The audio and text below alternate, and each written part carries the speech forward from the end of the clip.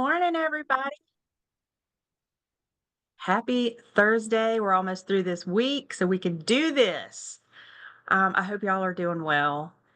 We are happy to see all y'all's smiling faces this morning. And I want to introduce myself. I'm Cherie Bennett. I'm the Director of the Office of Downtown Development, and I'll let the rest of the team introduce themselves. Ellen. Good morning, everybody. Ellen Hill, Training and Compliance Coordinator for the office.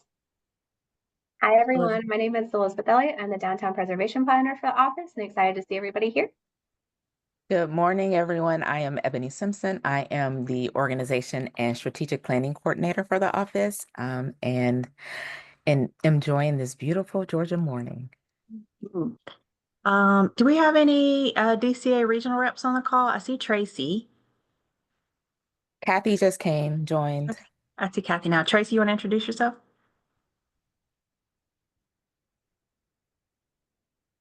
Oh, she's having technical difficulties. Kathy first. Hey, good morning. I'm Kathy Papa. I'm the regional representative for Region 2, the Georgia Mountains region.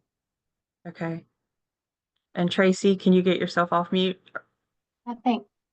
Okay. All right. So Tracy Sanchez, regional rep for DCA for Region 3. Any other DCA regional reps? I can't see everybody on my screen. Nope.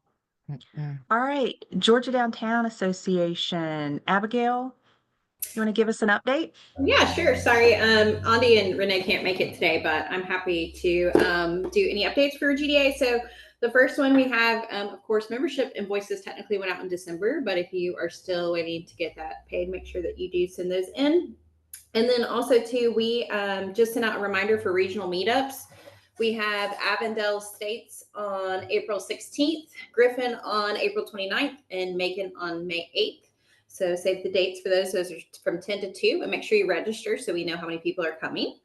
And then also be on the lookout. Education sessions for conference will be rolling out in April. So just be on the lookout for that if you're looking to submit one. That's all I have. Thank you. You're welcome. And Ellen, you have some announcements for us. I do. Good morning, everybody.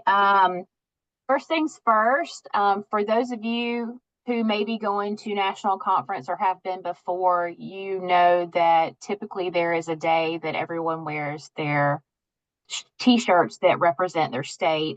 That's typically the awards day, the day they give out the GAMSA awards. I think that may be on Tuesday this year. I haven't looked at the agenda, but for those of you who may be attending the conference in Philadelphia, we do have state t-shirts available for order. The cutoff is going to be this Sunday for orders so that they can get them printed and we can get them up to Philly. But they also do not have years or the national conference information on them either. They're pretty in general. So if you've seen them and you just want to order one to have one to wear around your downtown, they are pretty cute. You are also welcome to order one and we will get them to you.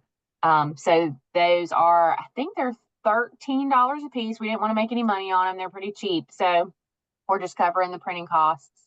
And if you'll just go ahead and put in an order, we can get those to you, and I can, or someone can get the link put in the chat, and that way you have easy access to the link. But if you go on the Facebook page as well, there's a link there. And I think I sent out an email this week. So there should be no lack of links floating around for that t-shirt. But if you don't see one or can't get to one, just shoot me an email or a text and I can also send it to you. That's the t-shirts. Make sure you get one. Also, I wanted to give a quick update on like assessment timeline. I know it is March the 20th, and we said we were going to try our best to get your Dropbox write-ups into the Dropbox by the 15th, and that has not happened because of the new assessment platform. It has added a load of work that we just really weren't anticipating this year. And so we are a little bit behind on getting everyone's Dropbox write-ups into your Dropbox, but I promise they are coming.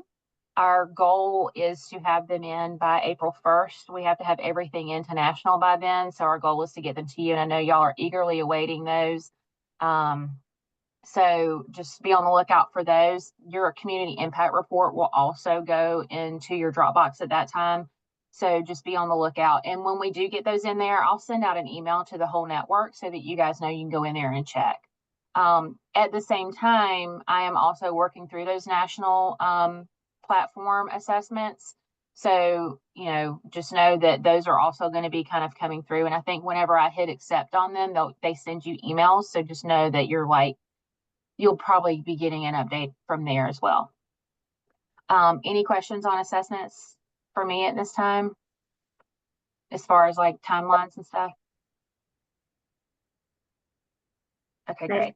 And I just dropped the link to the t-shirt in the chat. So if you want to see what it looks like or order one, it's right there for your. Awesome. Thanks, Elizabeth.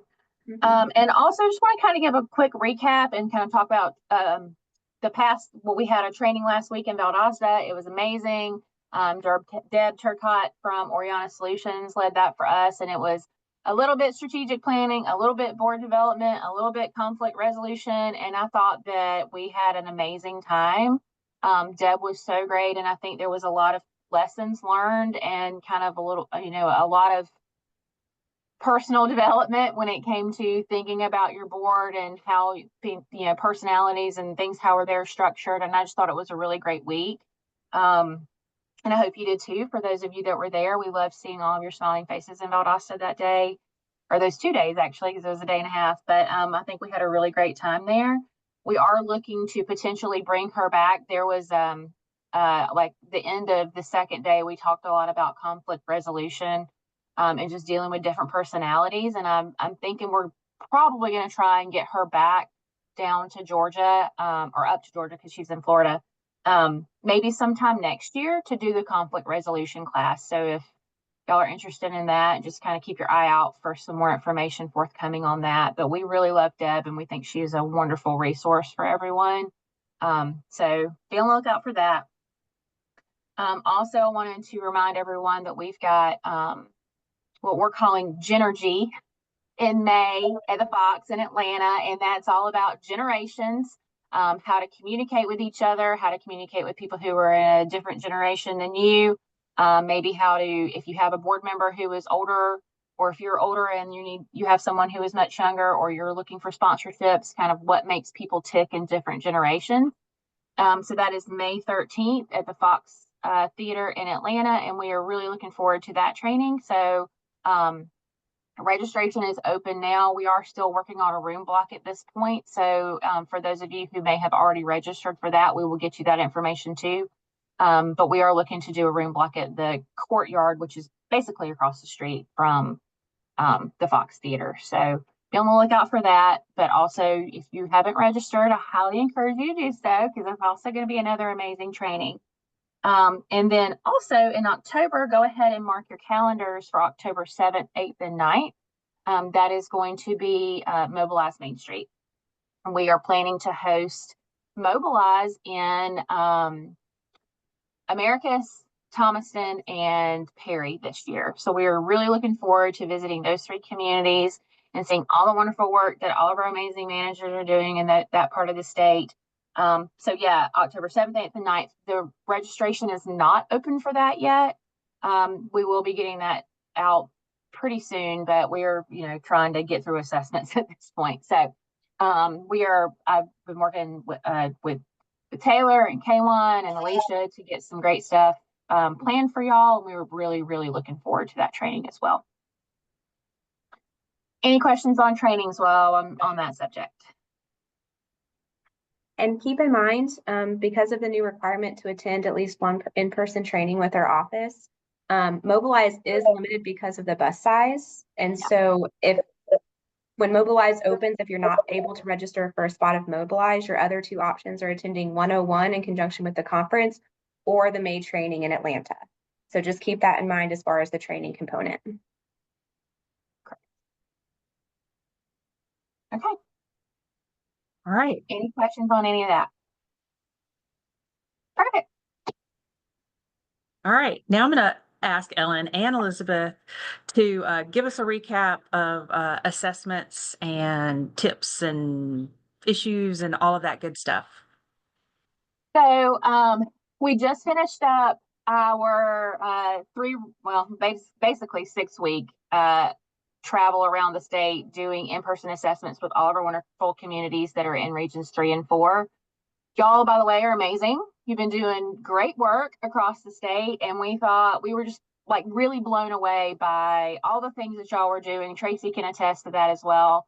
Y'all, I mean, seriously, are some of the most impressive group of professionals that we have ever encountered. So with that being said, though, we did notice that there was a trend in monthly reporting issues. And I think we had this conversation with just about everybody who we sat down and talked with.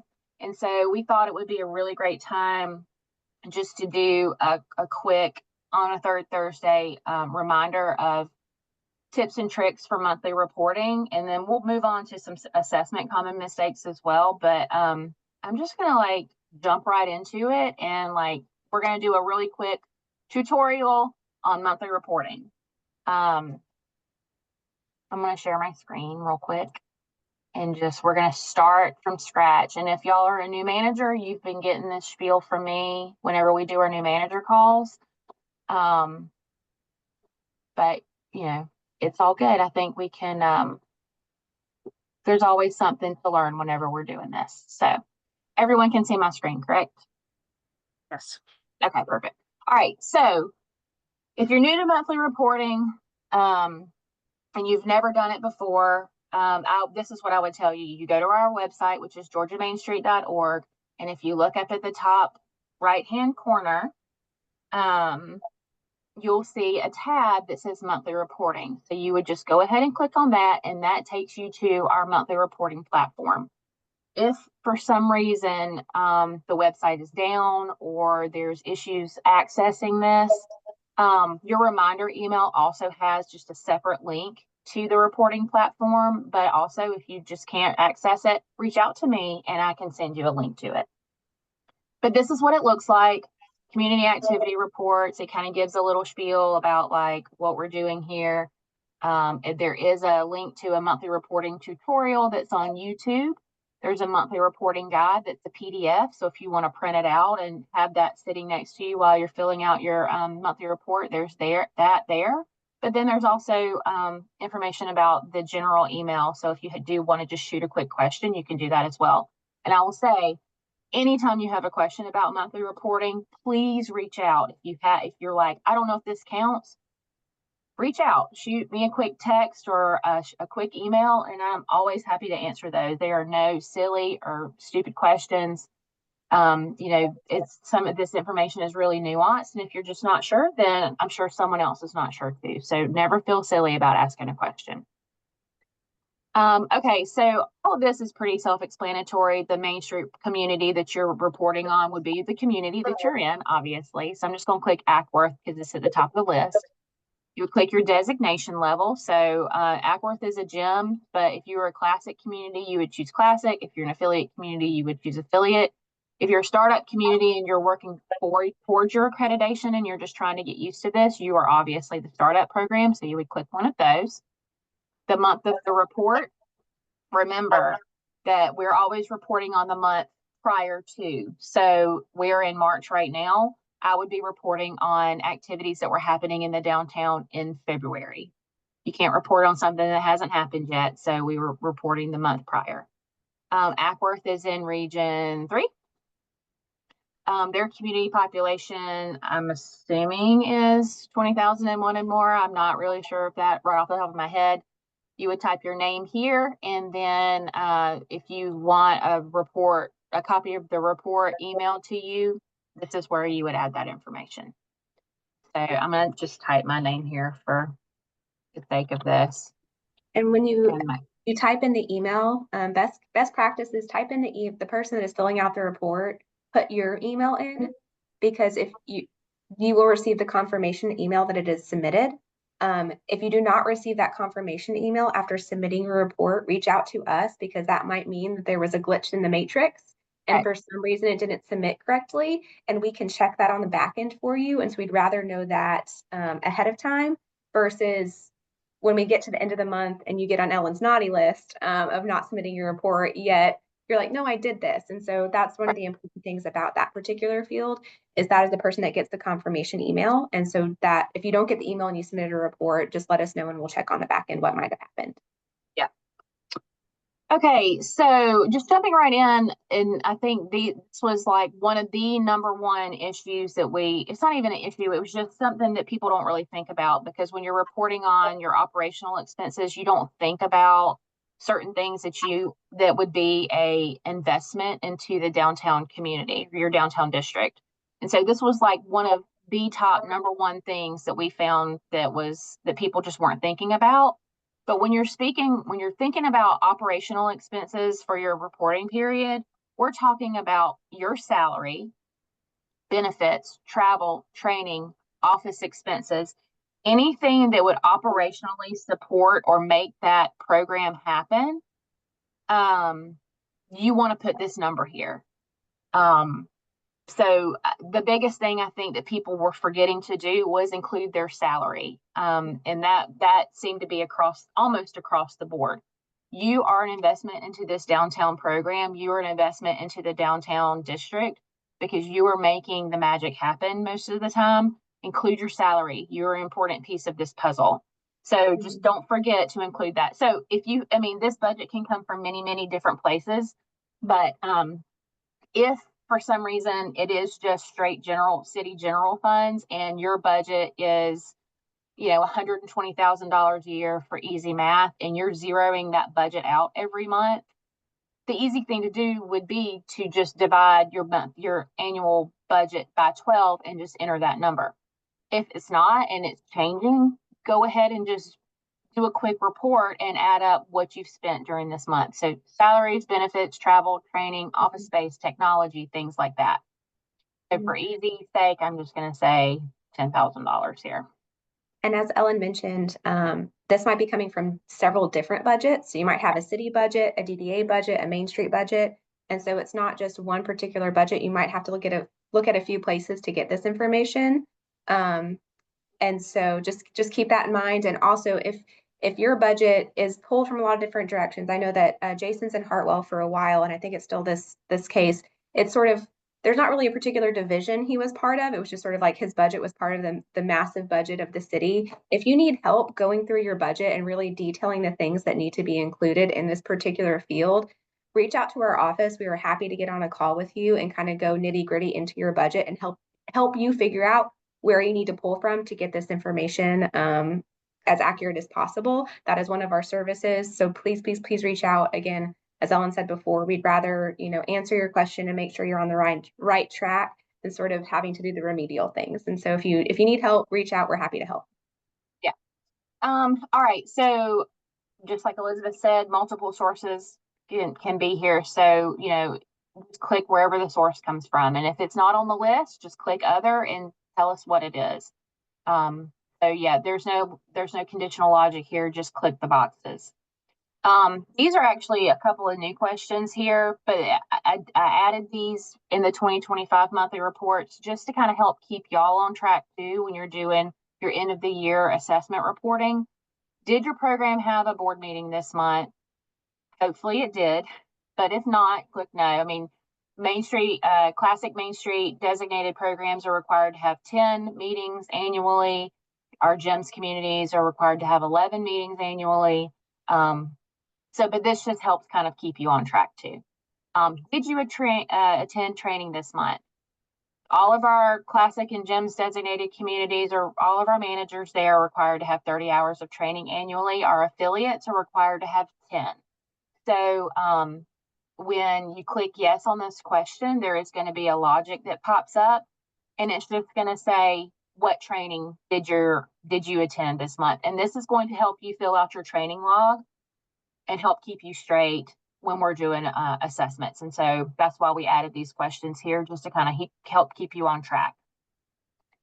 Did any of your board members attend training this month? Yes or no? And then, of course, we're going to ask the conditional logic question of what they attended as well. All of your board members are required to have 2 hours of training annually. That is a requirement down from National Main Street. But, you know, also the state is passing, I think it's in effect in July 1, I think this year, of Development Authority board members, if you have a DDA, having to have 2 hours annually as well. And so we just wanted to go ahead and hop on that train. So all of your board members are required to have 2 hours of training annually. Anything that counts as training for you would count for them. So that is going to include in-person trainings hosted by us or our other partners. That is going to include this third Thursday call. This is going to include any other webinars or virtual trainings that they're attending. This would include community visits. So if you go and want to visit, you know, Abigail and Noonan and see what they're doing and set up like a formal visit for that day, anyone that goes can attend that. You can count that as training hours.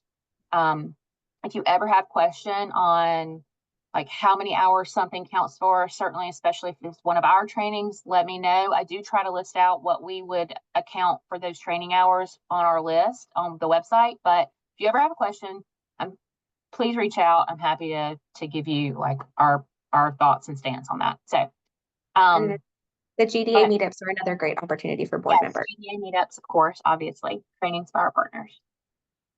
So yeah, put it in there, what they attended. Again, helps you fill out that training log at the end of the year.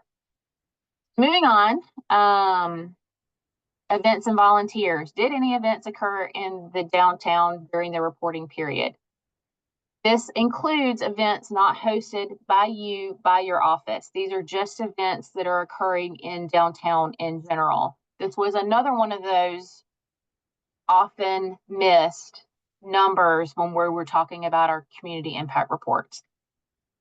We want to know holistically about the downtown events. So if you can track trivia nights, live music, things like that, 5Ks hosted by your Rotary Club, any event that the public can come to in your downtown that is happening, whether it is hosted by you or not, track those events, because that is going to show the vibrancy of the downtown. And when you're trying to, you know, have some job security, and when you're making a presentation to your city council, this shows that the sidewalks don't roll up in downtown at 5 o'clock every single day, or that it's not dead every weekend. Or if, you know, business owners are like, I don't want to stay open X, Y, and Z nights. Well, you can say, well, all of these events are happening all of these other nights, and you're missing out on time or, you know, opportunities to make money. Yes, ma'am, Tanya. Okay, so we just had the brewery to open, and like they're having live music at least once a week. Count it? Yep. Okay. Yes. Absolutely. Okay. I know that that's going to cause a lot of like keeping track of what's happening in each business in downtown every month. But a little tip and trick on that is I know it's going to take a little bit of time to like sit back and look and everything. But if you can go back on their social media pages, 9 times out of 10, these businesses are posting all of their events on Facebook or Instagram to try and get people to come in. So that is the easiest place, if you were not like talking to them and actually getting a calendar handed to you, of where to find this information. That wound up being the easiest thing that I've seen that's the way to track it, other than sitting down and talking to each business owner, which, you know, you should do as well. But it's a little bit of a time suck, but I think it's really great information to have, because you've got communities that are reporting, you know, like 5 events, which is fine, but those are only the events that are happening that are hosted by the Main Street program. And then they're missing out on like 300 events that were happening throughout the year in downtown. And I think that if you are talking to your city councilman and you say, yeah, we had 5 events, or we had 305 events, there's a huge difference there when you're talking about downtown and what's going on, and why maybe someone should invest or whatever. So can I suggest something, Ellen? Yeah, absolutely. We do a newsletter every month. I think a lot of people do. And I ask my businesses in our private Facebook page to give us their information of what we could promote for them. Yeah. And so we use just a model for each different venue, how many people attend to get all the attendance numbers. But I just usually go back to my monthly newsletter, and that's how I get all of our events. But just a Yeah. suggestion. It makes it so much easier if you can just have all of that information in one spot. We started tracking like all of the trivia nights and concerts and all kind of stuff probably about a year and a half ago. And at first it was a lot of work for me because I was having to call every single business and say, hey, now they just tell me. The Opera House tells me from their ticket sales, the Concert Alliance tell me. So it's just so much easier. It was a lot of work up front, but I did make a spreadsheet of like, if I know Tipsy Daisy has trivia every Wednesday, I can just go through. It just makes it so much easier to keep track of it. So, I mean, I think we went from like having like 89 events a year to having like 300 and something events a year because I started tracking that. So it does show our commissioners that there's lots of people downtown, not just on Second Saturday. So, yeah, so super helpful. Yeah, absolutely. Those are great tips. Yeah. And I love Miranda's comment. Yes, on events, we were blown away when we started looking at the outside events. I love to tell people now that we average 3,500 people attending 25 to 30 events each month. It just shows the vibrancy downtown. So I love that comment. And thank you, Emily, for your comment on the Facebook page event as well. That's awesome. Yeah. Okay. So if you say yes, that you have had events in the downtown, it's going to pop up some conditional logic for you. Were any of these events funded through the Main Street program? If they were not, totally cool, like that's fine. But if they were, you would click yes here. And the funding source from the note here can be sponsorships, general fund, hotel motel tax, anything like that. If they were funded through and that money was funneled through your program, then they were funded by the Main Street program. So you would click yes there. And then this question would pop up, what is the cumulative expenditures for these events, including advertising? And so you would just pop a number in there for the month. And then it's going to ask about total amount of volunteer hours for your events. But then I know this, we're specifically talking about events just now, but also when you're adding this number in for events and volunteers, for your volunteer hours, count your board meetings. Your board members are volunteers for this program.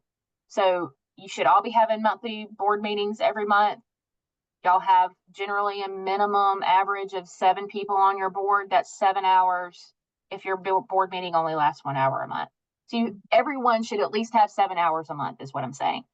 So whether or not you have an event, whether or not you have volunteers for that event, you still have board meetings and you still have your board members coming around and doing stuff in downtown. So everyone should have volunteer hours every month for this report. So that's event volunteers, board members, volunteers. Any questions or comments there?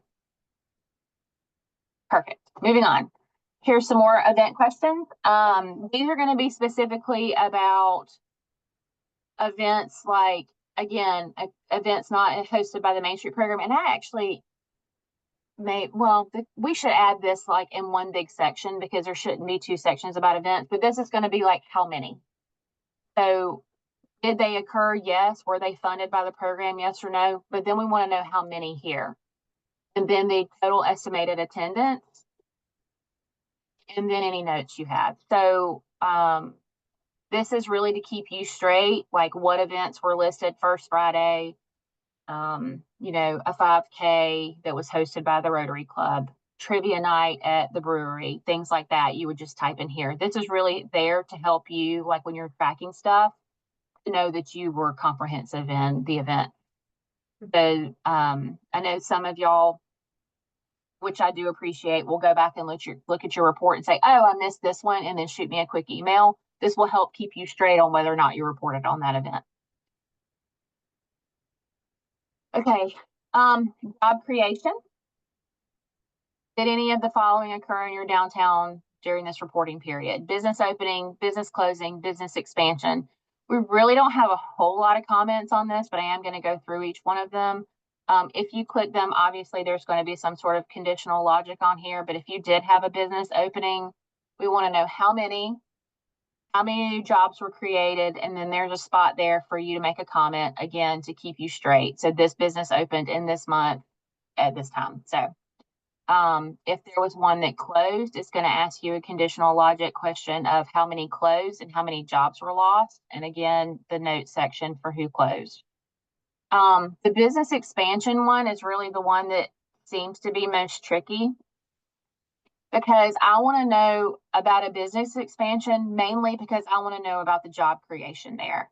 So it can expand a footprint, but if it's not creating jobs, then I want to hear about that in maybe the commercial rehab stuff and the investment there. But if it's not creating a job, I don't really care too much about it here. If you want to report on it and you want to have it in here, like that's fine to help keep yourself straight if you're reporting on like, you know, a business expanded here so that you can go back in and like do the investment. But the biggest thing on business expansions is going to be the job creation. Mhm. Again, how many, you know, were created, or how many expanded, how many jobs were created, and then your note section there. Any questions on jobs, business opening, closings? Perfect. All right. This is where the belly of the beast comes in. Like there's a lot of information. I know you don't click on all of these every month, but commercial property sales, residential property sales, you know the answers to the question. How many commercial properties were sold? What was the value there? And then a note section.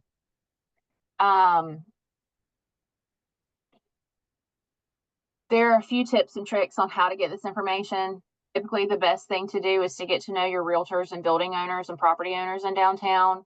You know, personal relationships go a long way here. I know a lot of them are going to be posted in like your tax commissioner report and all of that stuff as well.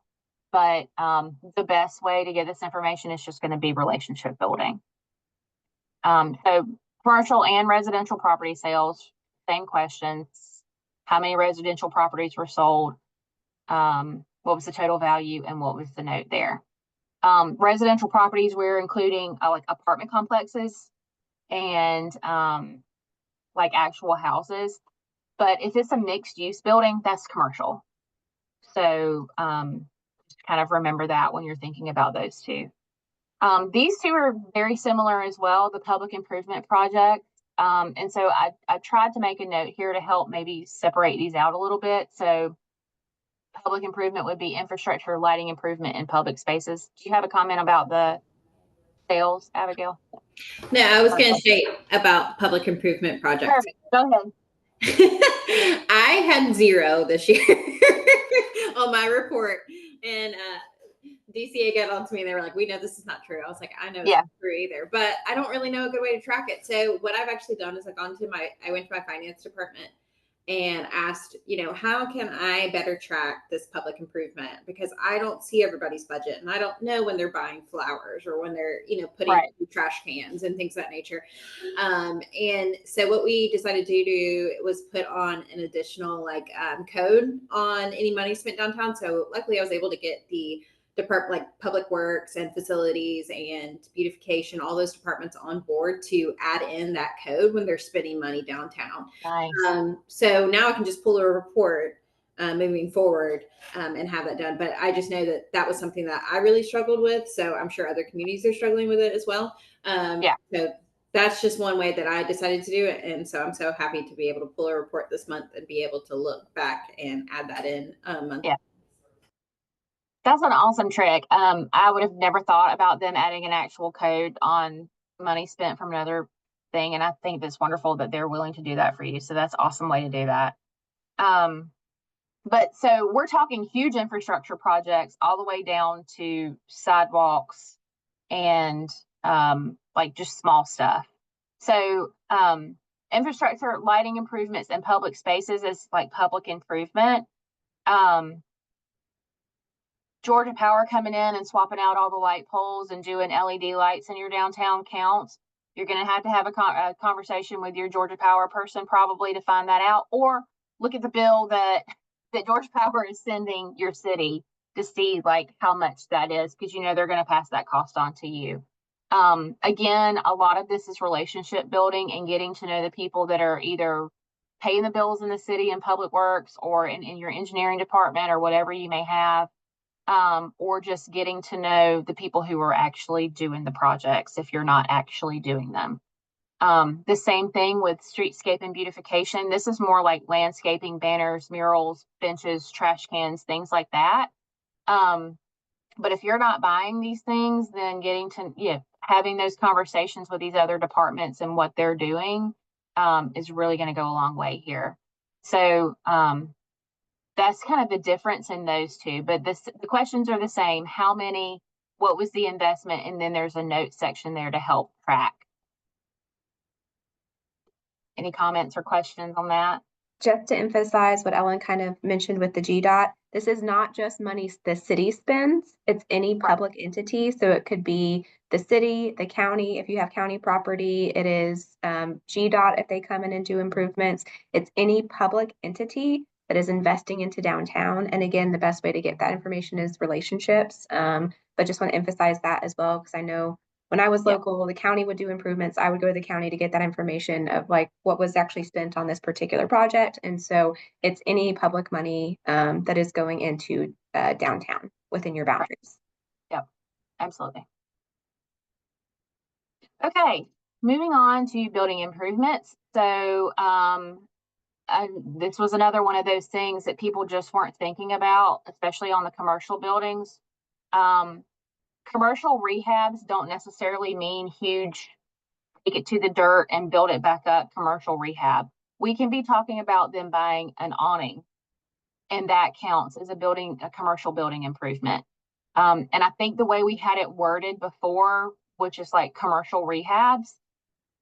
And so I think that the wording that we had maybe was a little misleading as well. We are looking for any building improvement, large or small scale, for these buildings that are happening downtown.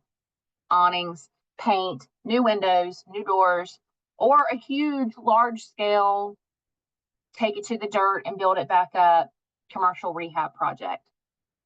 The thing about these are that we don't really want to know about them until they're completed. So if it is a huge rehab, don't report on it until the project is complete, because there may be small things that are still coming in that they're paying for that they're not captured yet. So when you get the CO, report on it. So that's large or small scale, again, windows, awnings, all the way up to a huge complete reno.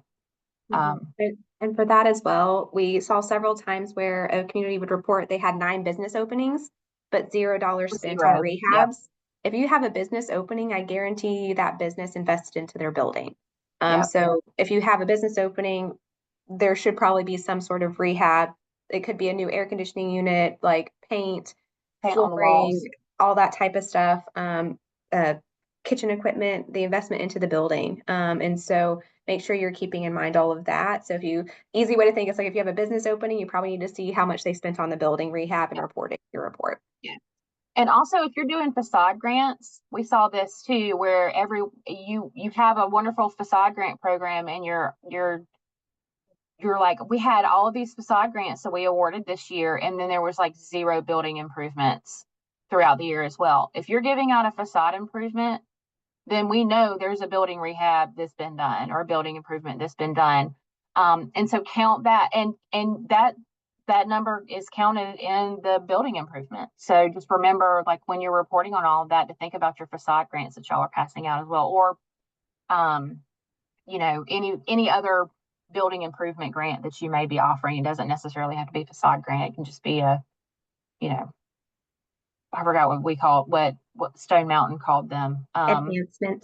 Enhancement grants. That's right.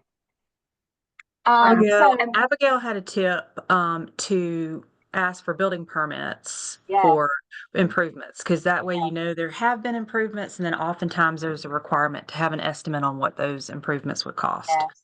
That's a great tip. And I will say we're going over a lot of information right now.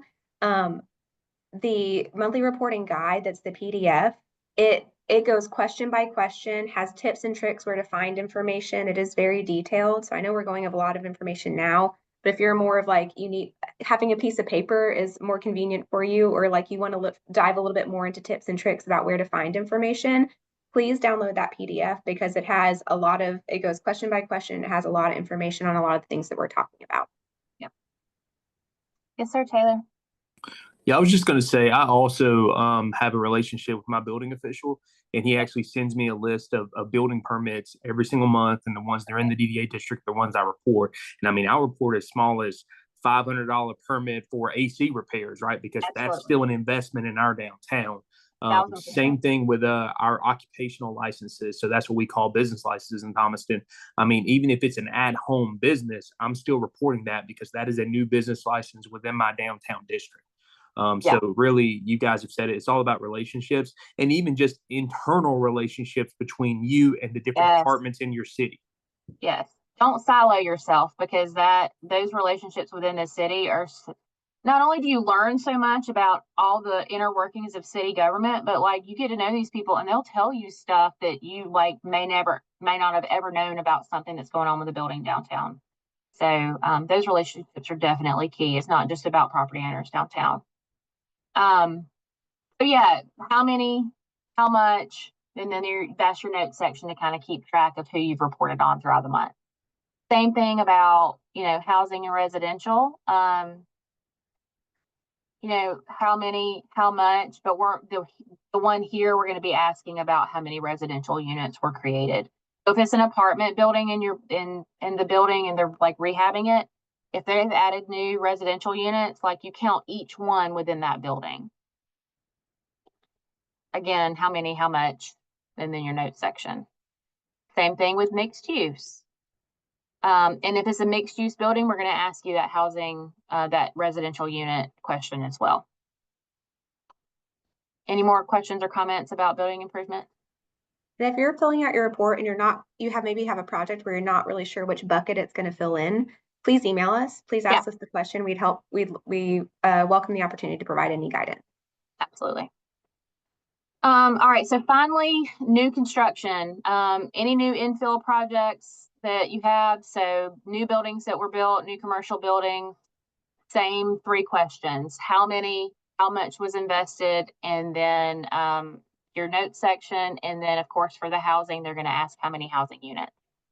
A lot of you are getting apartment complexes, especially in regions 3 and 4 in the downtowns. And it's great to see, but it's not just one, new construction infill development. It's going to be like 200 units. It's, that's what we're asking for here.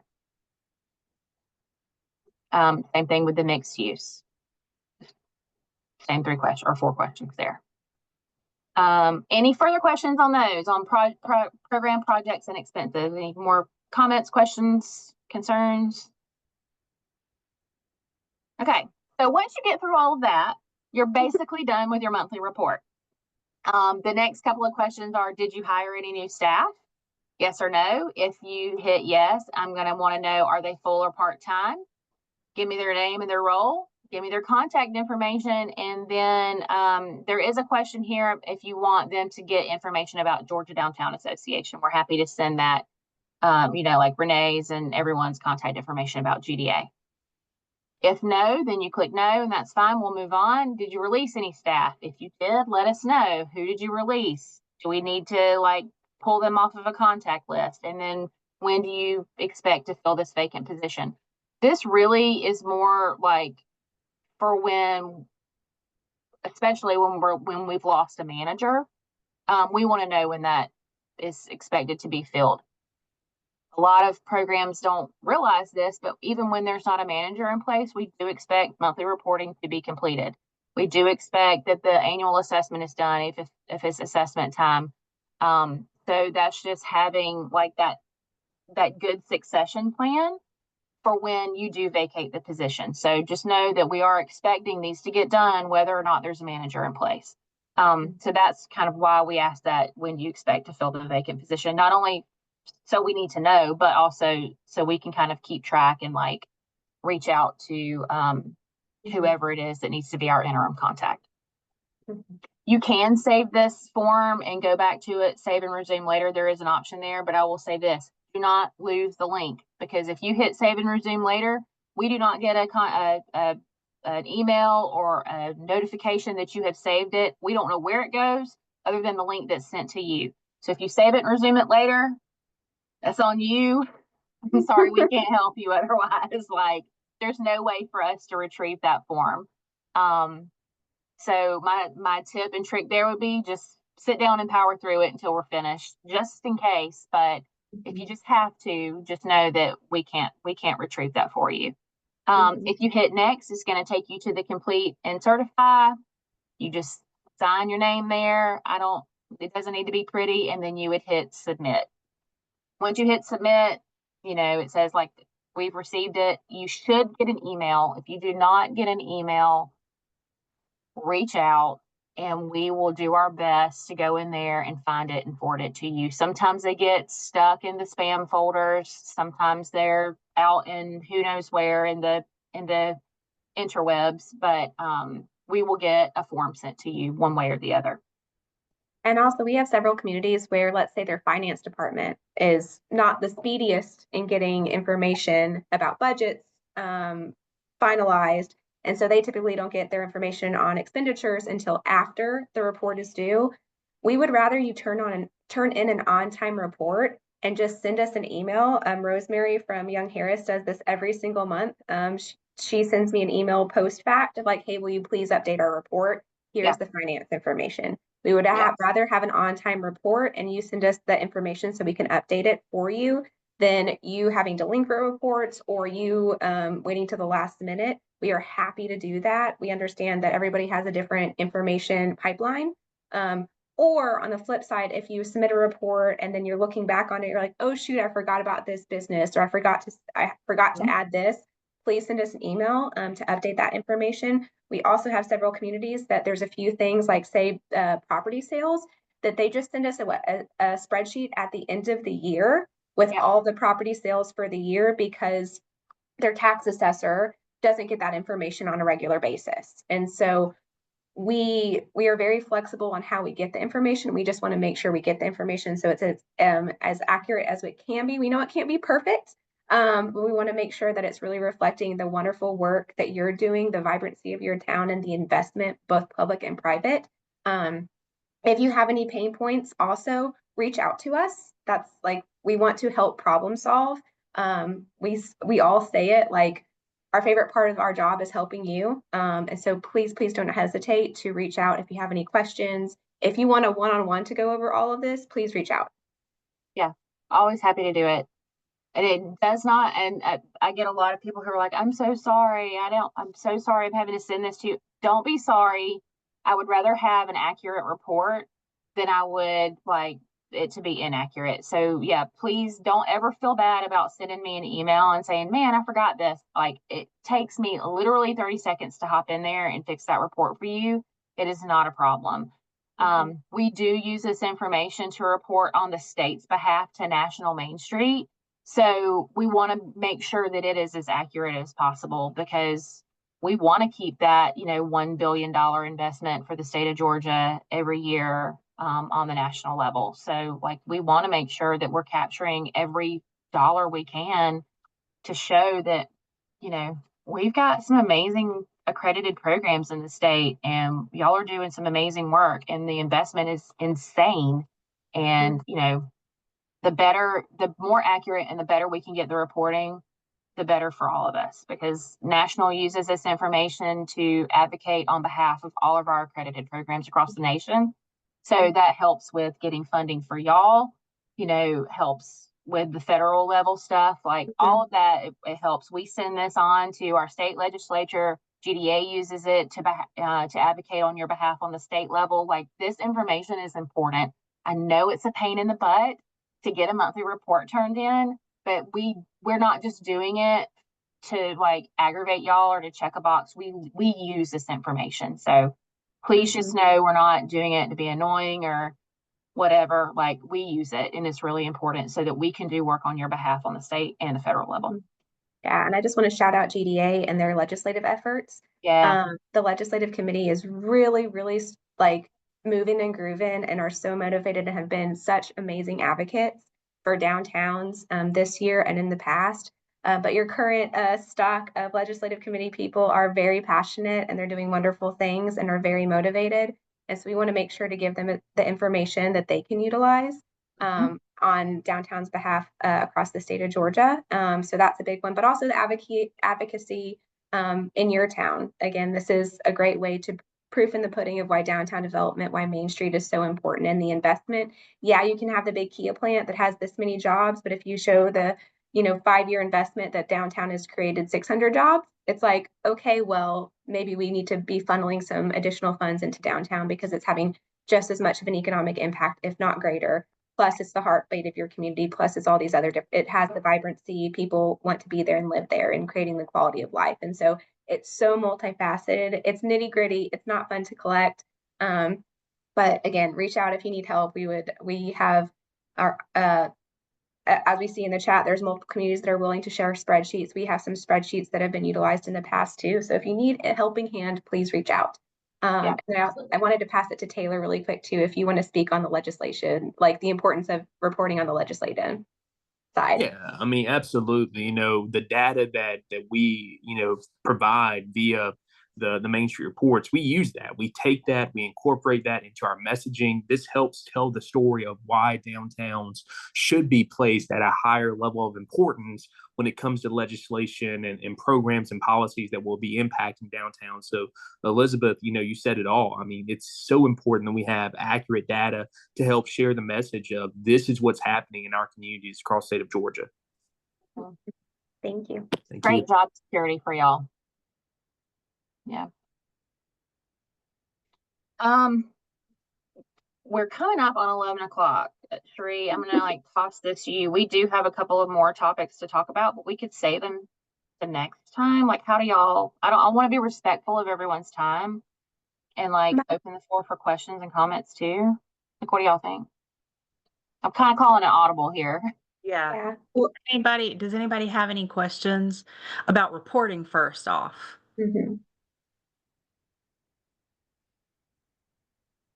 Bueller? Yeah. No? Okay. Does anybody have we're about 7 minutes to 11. Do you have about 10 minutes, Ellen? Yeah, I mean, so the next thing that we have on our list to talk about, the reporting took a little bit longer than I really expected, but great conversation and I loved it. So yay. But we do have a few things that we wanted to point out as far as common assessment mistakes that were made. Elizabeth. Yeah. Let's push that to next month since it's not time sensitive. One thing so at the national level, National Main Street Center, there's a group of people that said National Leadership Council that is made up of state staff for coordinating partners, and they requested feedback regarding the self-assessment platform that you had the opportunity and joy to fill out this year. And so we kind of wanted to toss the floor to y'all. Is there any feedback you would like us? And this is for the online platform where we answered all the questions, did the comments, that specific part of the assessment. Is there any comments you would like us to pass on to national about that? And or if you don't feel comfortable stating anything in this forum, please send us an email with the comments and we will make sure that they get forwarded on. And trust, we've already made comments. We've already sent a lot of comments too, but it was from our end reviewing. And so we really want to see what your comments are from your end of filling it out as a practitioner. And I'll concur with Abigail. It was extremely repetitive. And that is one of my biggest gripes too, in going through everyone's assessment. That was so repetitive and it is such a time suck. So yeah, any tips as far as managers go, I would love for y'all to pass it on so it makes all of our lives easier next year, hopefully.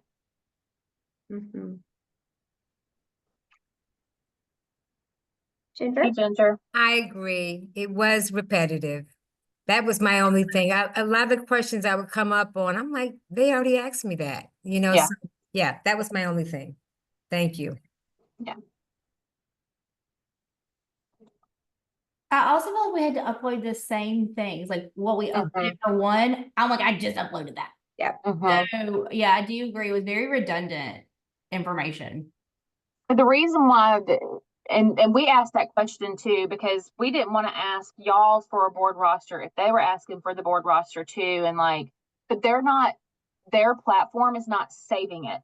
So we can't access it next year, which is like, why are we uploading it then if you can't save it in perpetuity or upload it, like have copies every year or whatever, and like go back and access those. So like, yeah, we need a better way. Which is why we ask for it still in Dropbox, which I guess what I was trying to say. Their board roster was in a different format too than ours. That was annoying. It asked several more questions about like gender, personality, and things like that. And for that, you can still utilize our board roster. You do not have to do theirs. I thought it said on there that it had to be in their format. It was like in the little fine print on it, wasn't it?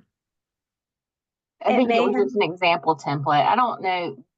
From what we understood, y'all could have uploaded what we needed, what we required on the state level.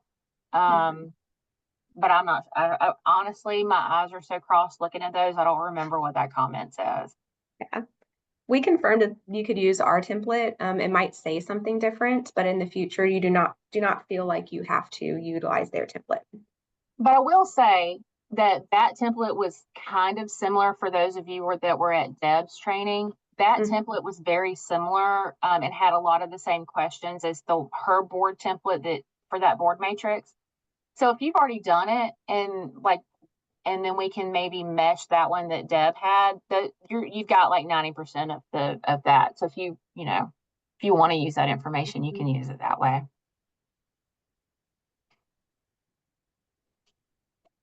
But we'll consider that next year as well. For sure.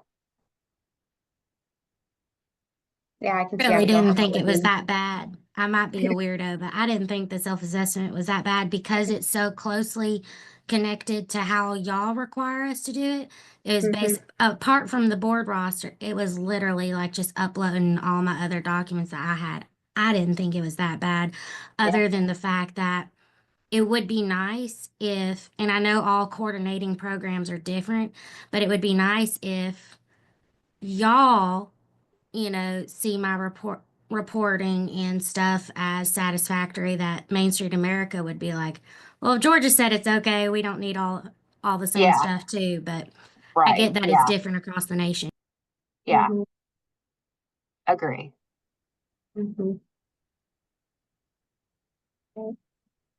Any other comments, or forever hold your peace? I agree with Or Megan. send it to us via email. Send an email. Yeah. I agree with Megan that it wasn't terrible to complete it, but it was redundant. But I understand the redundancy in it because they asked the same thing a million different ways because of different perspective.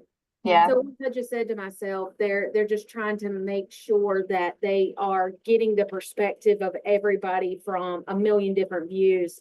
It went by very quickly. Yeah. One of our suggestions to them has been to condense certain sections. So instead of every single thing having a ranking and a comment, maybe like have the ranking and then a group element comment, to where there's not so many options, like so many separate sections, to where it's more of a grouping. But we'll see if it probably will not get adopted, but that was one suggestion. All right. Anything else that's time sensitive, Elizabeth? No, that was really, I think, Or Ellen?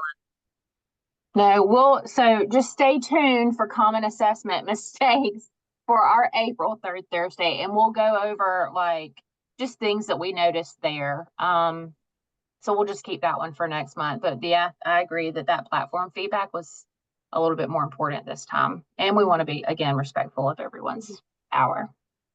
And Cherie, to close it out, do you want to preview next month's third Thursday topic? Yeah, I was going to say, so we'll go over those common mistakes quickly, but then we want to open it up to some of the best practices that we heard during the Region 3 and Region 4 assessment presentation. So we're going to ask some of those Main Street managers to share some of those best practices and great new ideas with you to inspire you to possibly take those back and rip off and duplicate, take them back to your community. So that'll be next month. Yep. So we will close out today. We hope y'all have a great rest of the week and a great weekend. If anybody does have any pressing questions, though, you can stay on the line and we'll stay on the line for a little while. See you next Happy month. Thursday, y'all.